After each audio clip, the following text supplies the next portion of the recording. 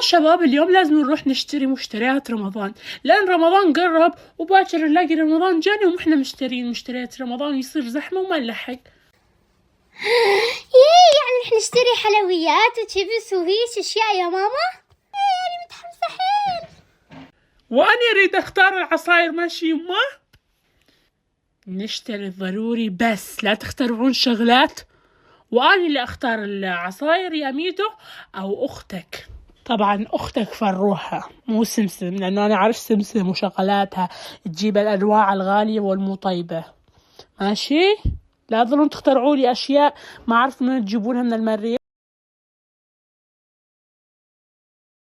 يلا خلينا نبلش. شوفي اختك السواقة فروحة، لا تسرعين بالعربانة يا سمسم. شوف أختك، شوف أختك ايش سوت. يا الله بدها تفضحنا، بدها تفضحنا.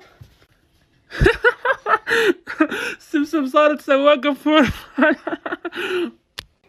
ميدو تعال تنحط حلويات تحت الرس، ماشي؟ نحطها تحت الرس مشان ماما تشوف. يعني عملية سرية بالضبط. سمسم هاي شنو؟ يمكن السوق يوزع هدايا. ايه ماما اكيد صار عرض خاص، اكيد مستحيل يعني، لانه احنا ما نحط اي شيء مو صحي يعني. اكيد ما نحط اي شيء مو ضروري، احنا نحط بس الضروري.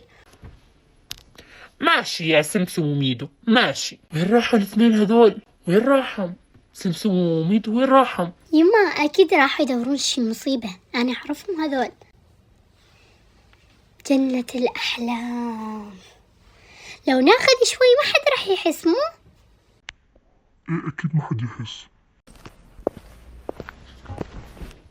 انتوا الاثنين على عربانة حالا. يا الله يا ماما، يا الله. ليش اكو 5 علب شوكولاتة؟ شنو؟ يمكن العربانة اخذتها يما بروحها يعني، اكيد. شوف ايش صار. انتهى الموضوع، الحلويات ممنوعة شهر.